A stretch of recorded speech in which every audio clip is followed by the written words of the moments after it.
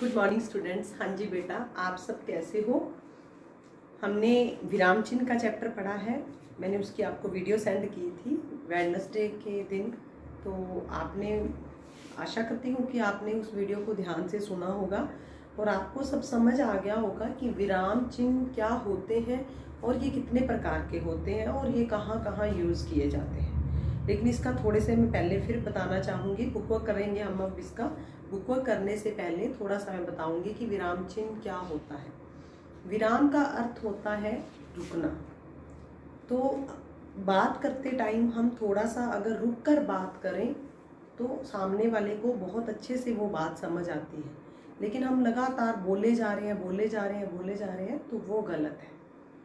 तो सामने वाले को पता ही नहीं चलेगा कि हम कहना क्या चाह रहे हैं।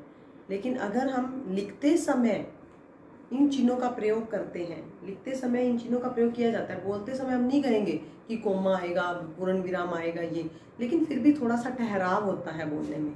लेकिन लिखते समय हम प्रॉपर उन चिन्हों का प्रयोग करते हैं तो उन्हें हम विराम चिन्ह कहते हैं। तो इसके अंदर जो इसके टाइप्स हैं वो कितनी हैं। सबसे पहला मैं इसमें लूंगी 8 है। सबसे पहले पूर्ण विराम। पूर्ण विराम होता है जब हम नॉर्मल कोई सिंपल बात कर रहे हैं, सूचना वाला कोई वाक्य है, वो हमारा वाक्य कंप्लीट हो गया है तो हम उसके पीछे पूर्ण विराम लगा देंगे। तो पूर्ण विराम का जो साइन होता है वो होता है इस तरीके से। दूसरा है अलप विराम। अलप विराम का, अलप का अर्थ होता है थोड़ा। तो थोड़ा रुकने के लिए, जैसे कि हम नाम के अंदर, सब्जियों के नाम के अंदर या रंगों के नाम लिख रही हूँ, कोलकाता शहरों के नाम लिख रही हैं, तो उसके अंदर हम अलप विराम यूज करते हैं। तो अलप विराम का पहले साइन देख लीजिए, फिर आपको अच्छे से समझ आ जाएगा। ये होता है कोमा। तो मैंने जैसे बोला कि Delhi, Agra, Delhi comma Agra comma Mumbai comma Kolkata comma, इस तरीके से। तो लास्ट में हम आदि लगा देते हैं कि और भी है, तो ये अलप विराम वहाँ यूज होता है। तीसरा है प्रश्नवाचक चिन्ह।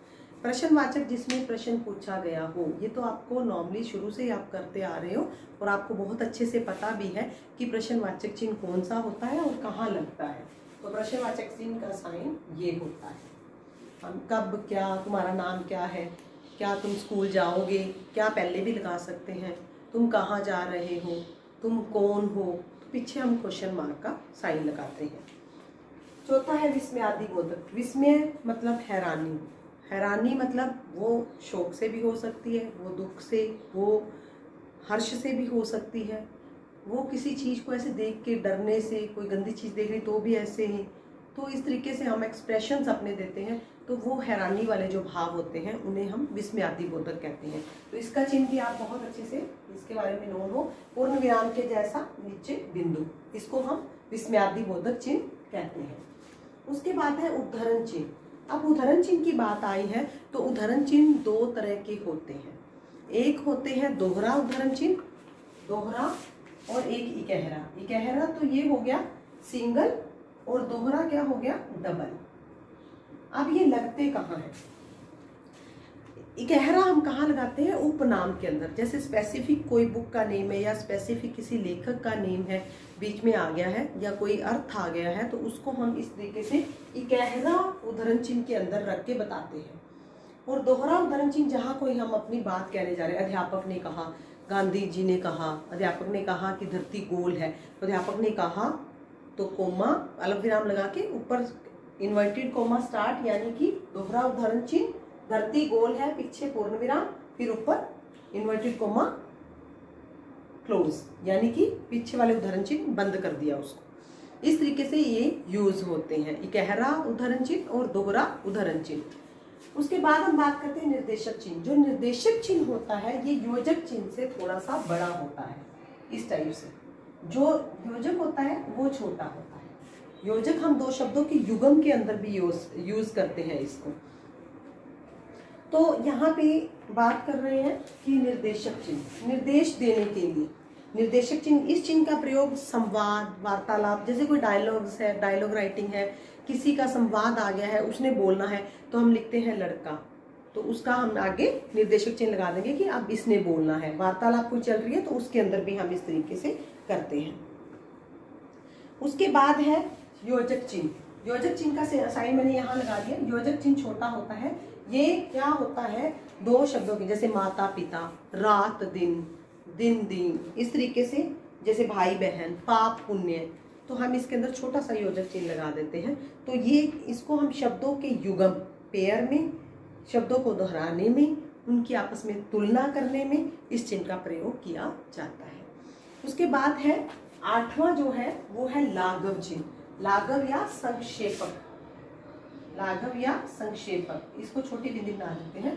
तो इसको हम क्या बोलते हैं कि जब हमने कोई किसी बड़ा नाम ले लिया लेकिन उसको हम बार बार लिख रहे हैं, तो उसको हम इतना बार बार बड़ा नहीं लिख सकते, उसको हम संक्षेप में करके लिख देंगे, तो वहां पे हम लाघव चिन्ह लगा देते हैं साथ में। लाइक जैसे एग्जांपल है डॉक्टर, तो मैं डॉक्टर ने ये कहा, डॉक्टर ने ये कहा, हम इस चीज को हमने लिखना है, हम क्या करेंगे, इसको हम किस तरीके से लिखेंगे, ये, तो ये क्या आ गया, लाघव चिन्ह यहाँ आ गया। तो इसको हम ऐसे लाइक प्रोफेसर, डॉक्टर, तो और भी कुछ संक्षिप्त है, जैसे कि मास्टर ऑफ आर्ट्स, तो MA, MA, master of arts, M लाघव, A लाघव चिन्ह, तो ये हो गया मास्टर ऑफ आर्ट्स। तो इस तरीके से हम इनको संक्षेप में करके लिख सकते हैं। अब हम बात करते हैं इसके बुकवर्क की। बुकवर्क में सबसे पहले हम करेंगे सही विकल्प के आगे सही का चिन्ह लगाइए, जो कि क्या है, MCQs है।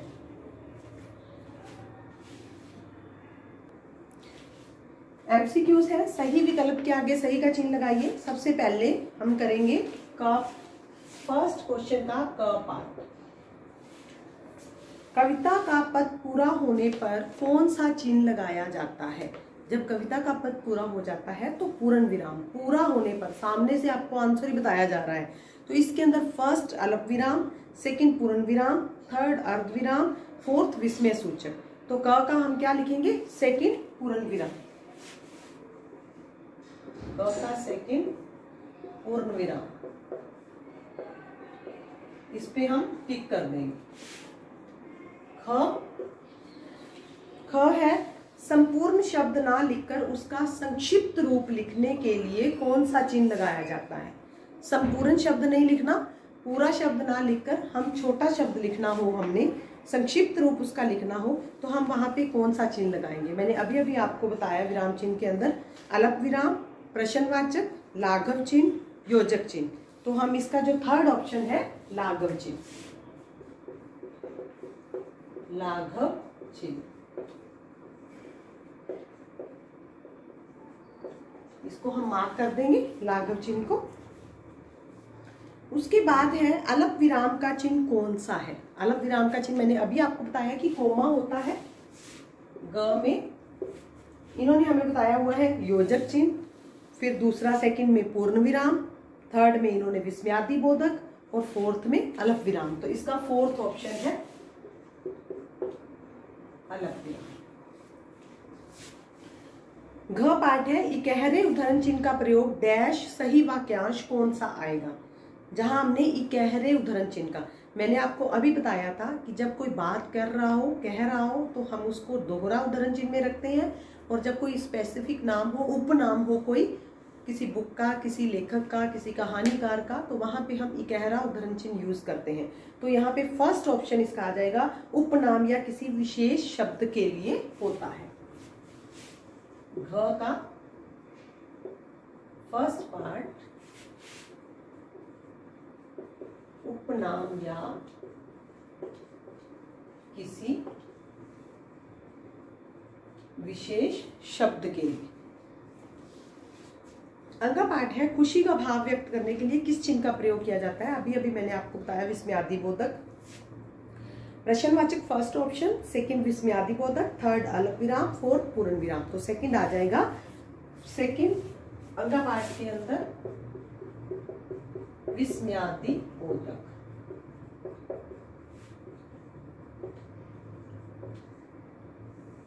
ये हो गए इसके MCQs। आगे हम करेंगे उचित शब्दों से रिक्त स्थान भरिए। अब हमने खाली स्थान भरने हैं, तो क, जिन विराम चिन्हों का प्रयोग किसी के द्वारा कहे गए कथन को ज्यों का त्यों लिखने के लिए होता है उन्हें डैश चिन्ह कहते हैं। जब हम कहते हैं कि अध्यापक ने कहा धरती गोल होती है, हमने लिखना तो सेम एज है, लेकिन उसके अंदर हम कौन से चिन्ह यूज करते हैं? उद्धरण चिन्ह। तो यहाँ पे मैं सेकंड इसका पार्ट है रिक्त स्थान भरो, रिक्त स्थान भरो। तो पहला क में हम डालेंगे उद्धरण चिन्ह, उद्धरण। सेकंड इसका पार्ट है उचित शब्दों से रिक्त स्थान भरिए। जिन विराम चिन्हों का प्रयोग किसी के द्वारा कहे गए कथन को ज्यों का त्यों उतारने के लिए होता है उन्हें डैश चिन्ह कहते हैं। सेकंड पार्ट हम करने जा रहे हैं इसका रिक्त स्थान भरे, रिक्त स्थान भरे। तो इसका पहला है जो का पार्ट, उसमें आ जाएगा उद्धरण चिन्ह, उद्धरण चिन्ह।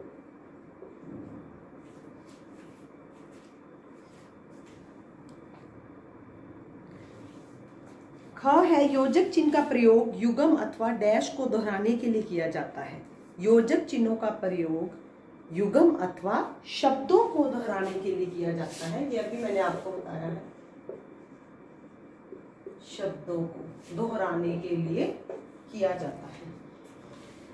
ग पार्ट है, आपको साइन दिया गया है कि इस चिन्ह को डैश कहते हैं। इस चिन्ह को, ये चिन्ह है, इसको हम क्या बोलेंगे? विस्मयादि बोधक, विस्मयादि बोधक चिन्ह। घ पार्ट है, जिस विराम चिन्ह का प्रयोग थोड़ा ठहरने के लिए किया जाता है उसे डैश कहते हैं। थोड़ा किसको बोलते हैं? अलप, अलप को हम थोड़ा कहते हैं, तो अलप विराम चिन्ह, अलप विराम चिन्ह।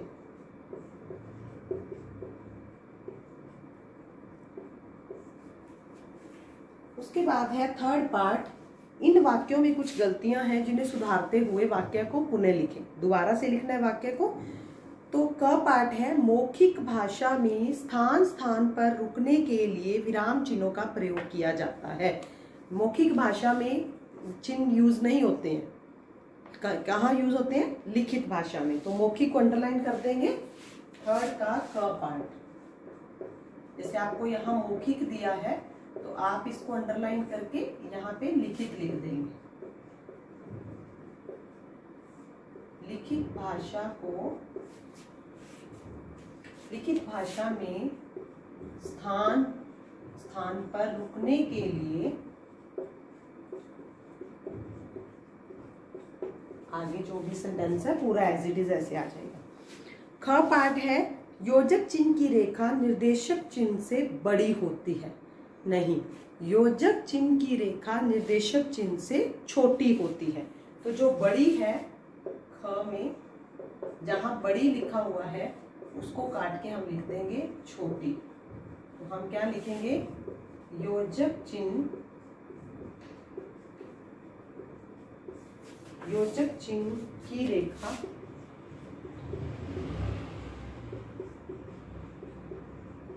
निर्देशक चिन्ह से छोटी होती है, बड़ी नहीं होती। निर्देशक चिन्ह की बड़ी होती है, छोटी होती है। इस तरीके से अलप का अर्थ है अधिक और विराम का अर्थ है चलना। उल्ट दिया हुआ है, हम लिख देंगे अलप का अर्थ है थोड़ा, अधिक की जगह क्या लिख देंगे? अधिक की जगह क्या लिखेंगे? थोड़ा। और चलना की जगह क्या लिखेंगे? रुकना। और सेंटेंस सेम एज लिख देंगे कि अलप का अर्थ होता है थोड़ा और विराम का अर्थ होता है रुकना, थोड़ा रुकना। घ है, जो साइन दिया गया है ये वाला छोटा घ पार्ट में, वो कहता है कि ये योजक चिन्ह है। नहीं, योजक को काट के, इसको काट के यहाँ लिख देंगे ये लाघव चिन्ह। क्या है ये? लाघव चिन्ह है। अंगा पार्ट है, किसी कवि अथवा लेखक के उपनाम को लिखने के लिए दोहरे उद्धरण चिन्ह का प्रयोग किया जाता है। नहीं, किसी का उपनाम लिखना हो या स्पेसिफिक कोई शब्द हो तो उसके लिए इकहरे शब्द का प्रयोग किया जाता है, इकहरे उदाहरण चिन्ह का। अंगा पाठ में दोहरे लिखा हुआ है, इसके नीचे लाइन लगा के इकहरे। ये चीजें ठीक करनी है, जो गलतियां हैं उनको हम इस तरीके से ठीक कर सकते हैं। उसके बाद है उचित पत्र की सही संख्या उसके उपयुक्त वर्ग में लिखिए। आपको नीचे छोटे छोटे इन्वेल्प दिए गए हैं, तो ऊपर आपको सही संख्या दी गई, वो दिया गया है, वर्ग दिए गए हैं, तो आपने किसके साथ किसको मैच करना है। तो सबसे पहला पत्र दिया है अल्प विराम का नंबर 1 पे,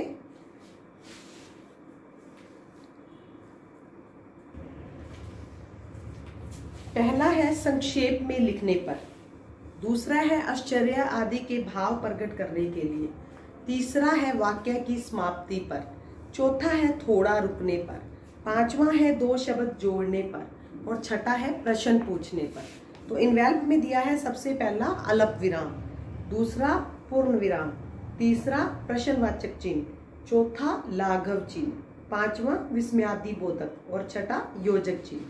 तो इसको कहाँ कहाँ हमने इस वर्ग में डालना है। सबसे पहले संक्षेप में लिखने के पर, पहला हम ये लेंगे बॉक्स संक्षेप में लिखने पर।